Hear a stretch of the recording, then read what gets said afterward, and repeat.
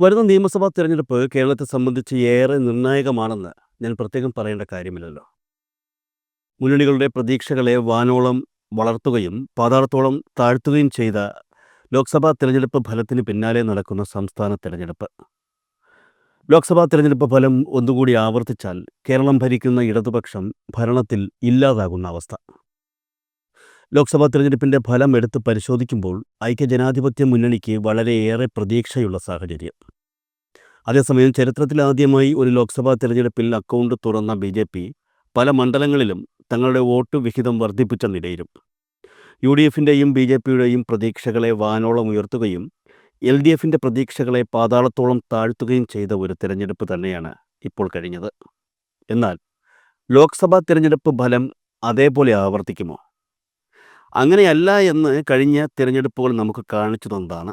2019 ലോക്സഭാ തെരഞ്ഞെടുപ്പിൽ അടപടലം തകർന്ന എൽ.ഡി.എഫ് പിന്നീട് നടന്ന തദ്ദേശ സ്വയംഭരണ തെരഞ്ഞെടുപ്പിലും നിയമസഭാ തെരഞ്ഞെടുപ്പിലും മേൽക്കൈ നേടുന്നതാണ് കാണാൻ കഴിഞ്ഞത്.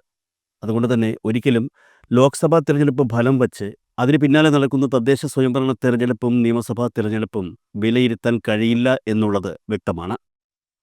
എങ്കിലും ചില കാര്യങ്ങൾ കാണാതെ വയ്യ, പ്രത്യേകിച്ചും ബി.ജെ.പിയുടെ മുന്നേറ്റം. ലോക്സഭാ തെരഞ്ഞെടുപ്പിൻ്റെ ഫലങ്ങൾ പുറത്തു വന്നപ്പോൾ അവ നിയമസഭാ മണ്ഡല അടിസ്ഥാനത്തിൽ പരിശോധിച്ചാൽ വലിയ മുന്നേറ്റമാണ് ബി.ജെ.പി കാഴ്ചവച്ചിരിക്കുന്നത്. നിരവധി നിയമസഭാ മണ്ഡലങ്ങളിൽ ബി.ജെ.പി ഒന്നാമതെത്തി എന്നുള്ള കാര്യവും ശ്രദ്ധേയമാണ്.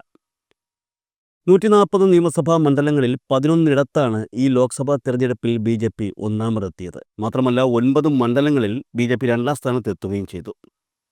ഇത് വലിയ രീതിയിലുള്ള ആത്മവിശ്വാസമാണ് ബി.ജെ.പിക്ക് നൽകുന്നത്. തൃശൂർ ലോക്സഭാ മണ്ഡലത്തിലെ എല്ലാ നിയമസഭാ മണ്ഡലങ്ങളിലും ബി.ജെ.പി 1ാം സ്ഥാനത്തെത്തി. തിരുവനന്തപുരം ലോക്സഭാ മണ്ഡലത്തിലെ 3 മണ്ഡലങ്ങളിൽ ബി.ജെ.പി 1ാം സ്ഥാനത്തെത്തുകയും 3 മണ്ഡലങ്ങളിൽ ബി.ജെ.പി 2ാം സ്ഥാനത്തെത്തുകയും ചെയ്തു. തിരുവനന്തപുരത്തെ സംബന്ധിച്ച് എൽ.ഡി.എഫിനെ ഭയപ്പെടുത്തുന്ന മറ്റൊരു സംഗതി കൂടിയുണ്ട്. ഒരേ ഒരു മണ്ഡലത്തിൽ, പാറശാല മണ്ഡലത്തിൽ മാത്രമാണ് എൽ.ഡി.എഫിന് മുന്നേറാൻ കഴിഞ്ഞത്. അതും 1ാം സ്ഥാനത്തല്ല, അവിടെ 2ാം സ്ഥാനം കൊണ്ട് തൃപ്തിപ്പെടേണ്ടി വന്നു.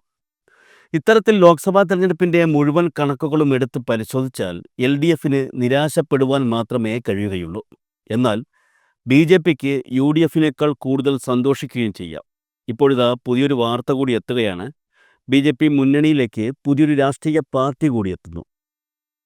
എൽ.ഡി.എഫും യു.ഡി.എഫും കാലങ്ങളായി ഭയപ്പെട്ടുകൊണ്ടിരിക്കുന്ന ഒരു സംഗതി കൂടി ഇവിടെ യാഥാർത്ഥ്യമാവുകയാണ്. അതായത് ഇപ്പോൾ പുറത്തു വരുന്ന വാർത്തകൾ അനുസരിച്ച് ക്രൈസ്തവ സംഘടനയായ Christian association and alliance for social action എന്ന കാസ രംഗത്തിറങ്ങുകയാണ്. കേരളം കേന്ദ്രമാക്കി വലതുപക്ഷ ദേശീയ പാർട്ടിക്ക് രൂപം നൽകാൻ കാസ തയ്യാറായി കഴിഞ്ഞു എന്നാണ് വിവരങ്ങൾ. എന്നാൽ ഔദ്യോഗിക പ്രഖ്യാപനം ഇതുവരെ നടന്നിട്ടില്ല. വരാനിരിക്കുന്ന തദ്ദേശ തെരഞ്ഞെടുപ്പിൽ സ്വാധീനമുള്ള മണ്ഡലങ്ങളിൽ സ്വതന്ത്ര സ്ഥാനാർത്ഥികളെ നിർത്തുമെന്നും മറ്റിടങ്ങളിൽ ബി.ജെ.പി സ്ഥാനാർത്ഥികളെ പിന്തുണയ്ക്കാനുമാണ് നീക്കമെന്നാണ് സൂചനകൾ പുറത്തു വരുന്നത്. എന്നാൽ ഇത് തദ്ദേശ സ്വയംഭരണ തെരഞ്ഞെടുപ്പ് ലക്ഷ്യമാക്കിക്കൊണ്ടുള്ള നടപടി മാത്രമല്ല. വരുന്ന നിയമസഭാ തെരഞ്ഞെടുപ്പിൽ ഏകദേശം 5ഓളം ബി.ജെ.പി സ്ഥാനാർത്ഥികളെ വിജയിപ്പിക്കണം എന്ന ഉദ്ദേശത്തോടു കൂടി നടത്തുന്ന നീക്കമാണ്. വളരെ വലിയ പദ്ധതികളാണ് കാസ ബി.ജെ.പിയുമായി ബന്ധപ്പെട്ട് പ്ലാൻ ചെയ്തിരിക്കുന്നത്. ഇതിൻ്റെ ഭാഗമായി കാസ തദ്ദേശ തെരഞ്ഞെടുപ്പിൽ മത്സരിക്കുമെന്നുള്ള വിവരങ്ങളും പുറത്തു വരുന്നുണ്ട്. കാസയുടെ വലതുപക്ഷ പാർട്ടിയിൽ പക്ഷെ മറ്റു മതക്കാർക്ക് ഇടം കാണില്ല എന്നുള്ള കാര്യം വ്യക്തമാണ്. കാരണം കാസയിൽ നിന്ന് ലഭിക്കുന്ന സൂചനകൾ അനുസരിച്ച് തദ്ദേശ സ്വയംഭരണ തെരഞ്ഞെടുപ്പിൽ കാസ മത്സരിപ്പിക്കാൻ ഉദ്ദേശിക്കുന്നത് ക്രിസ്ത്യൻ യുവതീ-യുവാക്കളെയാണ്. ഇക്കാര്യം കാസ സംസ്ഥാന പ്രസിഡന്റ് കെവിൻ പീറ്റർ തന്നെയാണ് വ്യക്തമാക്കിയിരിക്കുന്നത്. കാസ വലതുപക്ഷ പാർട്ടി രൂപീകരിക്കുകയും തുടർന്ന് തദ്ദേശ സ്വയംഭരണ തെരഞ്ഞെടുപ്പിൽ മത്സരിക്കുകയും ചെയ്യുന്നതിൻ്റെ ഭാഗമായി ത്രിതല പഞ്ചായത്തുകളിലേക്ക് മത്സരിക്കാനുള്ള സ്ഥാനാർത്ഥികളെ കണ്ടെത്തുന്ന ജോലി ഇപ്പോൾ ആരംഭിച്ചു കഴിഞ്ഞു. തദ്ദേശ തെരഞ്ഞെടുപ്പിൽ ക്രിസ്ത്യൻ യുവതീ-യുവാക്കളെ മത്സര രംഗത്തേക്ക് കൊണ്ടുവരുന്നതിനായി അവരെ കണ്ടെത്തുകയും പ്രേരിപ്പിക്കുകയും മത്സര രംഗത്തിറങ്ങാൻ തയ്യാറായവർക്ക് പിന്തുണ നൽകുകയും ചെയ്യുമെന്നും കെവിൻ പീറ്റർ വ്യക്തമാക്കിയിട്ടുണ്ട്. എന്തായാലും പൂർണ്ണ വലതുപക്ഷ പാർട്ടി രൂപീകരിച്ച് കാസ തെരഞ്ഞെടുപ്പിനെ നേരിടാൻ പോകുന്നു എന്ന് ഉറപ്പായി കഴിഞ്ഞിരിക്കുന്നു. അതുമായി ബന്ധപ്പെട്ട പ്രവർത്തനങ്ങൾ ആരംഭിച്ചു കഴിഞ്ഞു എന്നും കെവിൻ പീറ്റർ ചൂണ്ടിക്കാട്ടുന്നുണ്ട്. കാസ വലതുപക്ഷ പാർട്ടി രൂപീകരിക്കുന്നു, തെരഞ്ഞെടുപ്പിൽ മത്സരിക്കുന്നു, അതിനായി ക്രൈസ്തവ സ്ഥാനാർത്ഥികളെ മാത്രം കണ്ടെത്തുന്നു. അതുമാത്രമാണോ? അല്ല. കാസയുടെ സ്ഥാനാർത്ഥികൾ മത്സരിക്കാത്ത ഇടങ്ങളിൽ ബി.ജെ.പി സ്ഥാനാർത്ഥികളെ പിന്തുണയ്ക്കുമെന്നും കെവിൻ പീറ്റർ അറിയിച്ചു. രാഷ്ട്രീയ പാർട്ടി രൂപീകരണത്തിൻ്റെ പാഠങ്ങൾ തങ്ങൾ നടത്തിയിട്ടുണ്ട്. കാസയ്ക്ക് രാഷ്ട്രീയത്തിൽ ഇടമുണ്ടെന്ന് തിരിച്ചറിഞ്ഞതായും 120 നിയോജക മണ്ഡലം കമ്മിറ്റികൾ പ്രവർത്തനം ആരംഭിച്ചതായും കാസ ഭാരവാഹികൾ അറിയിച്ചിട്ടുണ്ട്. അതായത് കാസ മത്സരിക്കാത്ത ഇടങ്ങളിൽ അവിടെ മത്സരിക്കുന്ന BJP സ്ഥാനാർത്ഥികൾക്ക് പിന്തുണ കൊടുക്കും എന്നാണല്ലോ പറഞ്ഞത്. ഇത് തദ്ദേശ സ്വയംഭരണ തെരഞ്ഞെടുപ്പിൽ നടക്കുന്ന കാര്യമാണ്. എന്നാൽ ഞാൻ നേരത്തെ പറഞ്ഞതുപോലെ തദ്ദേശ സ്വയംഭരണ തെരഞ്ഞെടുപ്പ് ലക്ഷ്യമാക്കിക്കൊണ്ടുള്ള പ്രവർത്തനങ്ങളല്ല യഥാർത്ഥത്തിൽ ഇപ്പോൾ കാസ ആരംഭിച്ചിരിക്കുന്നത്. കാസയുടെ ലക്ഷ്യം നിയമസഭാ തെരഞ്ഞെടുപ്പാണ്. നിയമസഭാ തെരഞ്ഞെടുപ്പിൽ BJPയുടെ സഖ്യകക്ഷിയായി നിന്ന് രാഷ്ട്രീയത്തിൽ ചുവടുറപ്പിക്കുക എന്ന ലക്ഷ്യമാണ് കാസ മുന്നോട്ട് വയ്ക്കുന്നത്. ഇവിടെയാണ് കാസയുടെ തന്ത്രപ്രധാനമായ നീക്കം നടക്കുന്നത്. അതായത് പുതിയൊരു പാർട്ടി രൂപീകരിച്ച് തെരഞ്ഞെടുപ്പ് രാഷ്ട്രീയത്തിൽ ഇറങ്ങിയാൽ അത് കേരളത്തിൽ ചിലപ്പോൾ ഗുണം ചെയ്യില്ല എന്ന് കാസയ്ക്കും BJPക്കും നന്നായി അറിയാം. ഞാൻ പറയുന്നത് നിയമസഭാ തെരഞ്ഞെടുപ്പിൻ്റെ കാര്യമാണ്. അതുകൊണ്ട് അടുത്ത നിയമസഭാ തെരഞ്ഞെടുപ്പിൽ കാസയുടെ പദ്ധതി മറ്റൊന്നാണ്. 2026 നിയമസഭാ തെരഞ്ഞെടുപ്പിൽ കാസ സ്ഥാനാർത്ഥികളെ നിർത്തില്ല എന്നാണ് സൂചനകൾ. പകരം BJPയുടെ പേരിൽ മത്സരിക്കുന്ന 2 സ്ഥാനാർത്ഥികളെ കാസ പിന്തുണയ്ക്കും. എല്ലാ BJP സ്ഥാനാർത്ഥികളെയും കാസ പിന്തുണയ്ക്കും എങ്കിലും ഈ 2 സ്ഥാനാർത്ഥികൾക്ക് പ്രത്യേക പരിഗണന നൽകി അവർക്ക് വേണ്ടി മത്സരരംഗത്ത് പ്രചരണം നടത്താനാണ് കാസ തീരുമാനിച്ചിരിക്കുന്നത്. കാസ പിന്തുണയ്ക്കുന്ന 2 സ്ഥാനാർത്ഥികളും ക്രൈസ്തവർ തന്നെയായിരിക്കുമെന്ന് പ്രത്യേകിച്ച് പറയേണ്ട ആവശ്യമില്ലല്ലോ. സ്ഥാനാർത്ഥികൾ ക്രൈസ്തവരായത് കൊണ്ട് മാത്രമാണ് കാസ അവർക്ക് പ്രത്യേക പരിഗണന നൽകുന്നത് എന്നുള്ള കാര്യവും ഉറപ്പാണ്. വരുന്ന നിയമസഭാ തെരഞ്ഞെടുപ്പിൽ കാസ 2 സ്ഥാനാർത്ഥികൾക്ക് പരിഗണന നൽകി തെരഞ്ഞെടുപ്പ് രംഗത്ത് സജീവമാകുന്ന കാര്യം പറഞ്ഞല്ലോ. മുൻ മുഖ്യമന്ത്രിയുടെ മകനും ഇടക്കാലത്ത് പാർട്ടിയെയും പിതാവിനെയും ചതിച്ച് BJPയിലേക്ക് ചേക്കേറിയ വ്യക്തിയുമായ അനിൽ ആന്റണിയാണ് അതിലൊരാൾ. മറ്റൊരാൾ ഒരു മുന്നണിയിലും സ്ഥാനമില്ലാതെ ഒടുവിൽ ഗതികെട്ട് BJPയിൽ അംഗത്വമെടുത്ത PC ജോർജിൻ്റെ മകൻ ഷോൺ ജോർജും.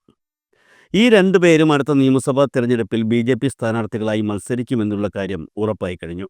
ഇതിൽ അനിൽ ആന്റണി കഴിഞ്ഞ ലോക്സഭാ തെരഞ്ഞെടുപ്പിൽ പത്തനംതിട്ട മണ്ഡലത്തിൽ നിന്നും മത്സരിച്ചിരുന്നു. കഴിഞ്ഞ ലോക്സഭാ തെരഞ്ഞെടുപ്പിൽ കേരളത്തിൽ മത്സരിച്ച BJP സ്ഥാനാർത്ഥികൾ എല്ലാവരും തന്നെ 2019 വോട്ട് വിഹിതം വർദ്ധിപ്പിച്ചപ്പോൾ അനിൽ ആന്റണി മത്സരിച്ച സ്ഥലത്ത് മാത്രം BJPക്ക് വോട്ട് കുറയുകയായിരുന്നു. എന്തായാലും ഇത്തവണത്തെ നിയമസഭാ തെരഞ്ഞെടുപ്പിലും അനിൽ ആന്റണി ഉണ്ടാകുമെന്നുള്ള കാര്യം ഉറപ്പായി കഴിഞ്ഞു. മാത്രമല്ല കാസ അനിൽ ആന്റണിക്ക് നേരിട്ട് പിന്തുണ നൽകാനുള്ള തയ്യാറെടുപ്പിലുമാണ്. അനിൽ ആന്റണിയും BJP സ്ഥാനാർത്ഥിയായിട്ടാണ് മത്സരിക്കുന്നത് എങ്കിലും കാസയുടെ സ്വന്തം സ്ഥാനാർത്ഥിയായി തന്നെ കാസ അനിൽ ആന്റണിക്ക് വേണ്ടി രംഗത്തിറങ്ങുമെന്നാണ് അറിയാൻ കഴിയുന്നത്. ക്രിസ്ത്യൻ ഭൂരിപക്ഷ മേഖലയിൽ അനിൽ ആന്റണിയെ മത്സരിപ്പിച്ചാൽ കാസയുടെ പിന്തുണ കൂടി ലഭിക്കുമ്പോൾ ഉറപ്പായും വിജയിക്കാൻ കഴിയുമെന്നാണ് പ്രതീക്ഷ. അതുപോലെ തന്നെ ഷോൺ ജോർജും. കാസ പരിപൂർണ പിന്തുണ നൽകി ഷോൺ ജോർജിനെ BJP സ്ഥാനാർത്ഥിയാക്കി മത്സരിപ്പിക്കാനാണ് ഇപ്പോൾ ശ്രമം നടക്കുന്നത്. PC ജോർജിന് യാഥാസ്ഥിതിക ക്രൈസ്തവരുടെ ഇടയിലുള്ള പിന്തുണ ഷോൺ ജോർജിന് വോട്ടായി മാറുമെന്നാണ് കരുതപ്പെടുന്നത്. അനിൽ ആന്റണി മത്സരിക്കുന്നത് പോലെ മറ്റൊരു ക്രിസ്ത്യൻ ഭൂരിപക്ഷ മേഖലയിൽ നിന്നും ഷോൺ ജോർജ് മത്സരിച്ചാൽ വിജയിക്കാൻ കഴിയുമെന്ന് തന്നെ കാസ പ്രതീക്ഷിക്കുന്നു. വർഗീയപരമായ പരാമർശങ്ങളിലൂടെ ഇപ്പോൾ വാർത്തകളിൽ നിറഞ്ഞു നിൽക്കുന്ന കാസ തെരഞ്ഞെടുപ്പിൽ നേരിട്ടിറങ്ങി പ്രചരണം നടത്തിയാൽ അത് തിരിച്ചടിക്കുമെന്ന ആശങ്ക ചില BJP നേതാക്കൾക്കുണ്ട്. എന്നാൽ ക്രൈസ്തവ മേഖലകളിൽ വിചാരിക്കുന്നതിനേക്കാൾ കൂടുതൽ പിന്തുണ കാസയ്ക്കുണ്ടെന്നാണ് BJPയിലെ ക്രൈസ്തവ വിഭാഗം കരുതുന്നത്. ലവ് ജിഹാദ് ഉൾപ്പെടെയുള്ള വിഷയങ്ങളിൽ കാസയുടെ നിലപാടുകൾ നിഷ്പക്ഷ ക്രൈസ്തവ വോട്ടുകളെ BJPക്ക് അനുകൂലമാക്കുമെന്നും കരുതപ്പെടുന്നു. അങ്ങനെ വരുമ്പോൾ വരുന്ന നിയമസഭാ തെരഞ്ഞെടുപ്പിൽ കാസയ്ക്ക് ചില മണ്ഡലങ്ങളിൽ സ്വാധീനമുറപ്പിക്കാൻ കഴിയും എന്ന് തന്നെയാണ് BJPയുടെ കണക്കുകൂട്ടൽ. അനിൽ ആന്റണിക്കും ഷോൺ ജോർജിനും ക്രൈസ്തവർക്കിടയിലുള്ള സ്വാധീനവും കാസയുടെ പ്രചരണവും കൂടി എത്തുന്നതോടെ അവരുടെ സ്ഥാനാർത്ഥിത്വം ചിലപ്പോൾ വിജയത്തിലേക്ക് എത്തുമെന്നും BJP കരുതുന്നുണ്ട്. എന്തായാലും കാസ കൂടി തെരഞ്ഞെടുപ്പ് രാഷ്ട്രീയത്തിലേക്ക് ഇറങ്ങുന്നതോടെ വലിയ രീതിയിലുള്ള വർഗീയ ധ്രുവീകരണം കേരളത്തിൽ സംഭവിക്കുമെന്നുള്ള കാര്യത്തിൽ ഒരു സംശയവും വേണ്ട. പൂഞ്ഞാർ മേഖലയിൽ മുസ്ലിം സമുദായത്തോട് PC ജോർജ് അടുത്തു നിന്ന സമയത്ത് സ്വതന്ത്രനായി നിന്നപ്പോൾ പോലും അദ്ദേഹത്തെ വിജയം തേടിയെത്തിയിട്ടുണ്ട്. എന്നാൽ മുസ്ലിം സമുദായവുമായി PC ജോർജ് തെറ്റിത്തുടങ്ങിയ സമയത്തിനു ശേഷം പിന്നെ ആ മണ്ഡലത്തിൽ അദ്ദേഹത്തിന് നിലം തൊടാൻ പറ്റിയിട്ടില്ല. പൂഞ്ഞാർ മണ്ഡലത്തിൽ തന്നെ തകർത്തെറിഞ്ഞ ഈരാറ്റുപേട്ട മേഖലയോട് PC ജോർജിന് ചെറുതല്ലാത്ത രീതിയിൽ തന്നെ അമർഷമുണ്ട്. മുൻപ് മുസ്ലിം സമുദായത്തിന് അനുകൂലമായി നിന്നപ്പോൾ തനിക്ക് വോട്ട് തരാതെ മാറി നിന്ന യാഥാസ്ഥിതിക ക്രൈസ്തവ സമൂഹം അടുത്ത തിരഞ്ഞെടുപ്പിൽ തനിക്കും മകനും അനുകൂലമാകുമെന്നാണ് PC ജോർജ് കരുതുന്നത്. കാസ കൂടി രംഗത്തിറങ്ങുന്നതോടെ 2016 പോലെ പൂഞ്ഞാറിൽ ഇത്തവണയും മാറ്റമുണ്ടാകുമെന്നും പി.സി. ജോർജും ഷോൺ ജോർജും കരുതുന്നുണ്ട്. എന്തായാലും കാസയുടെ വരവ് ബി.ജെ.പിക്ക് അനുകൂലമാകുമോ അതോ പ്രതികൂലമാകുമോ എന്നുള്ളത് ഈ വരുന്ന തദ്ദേശ സ്വയംഭരണ തെരഞ്ഞെടുപ്പ് കഴിയുന്നതോടുകൂടി വ്യക്തമാകും.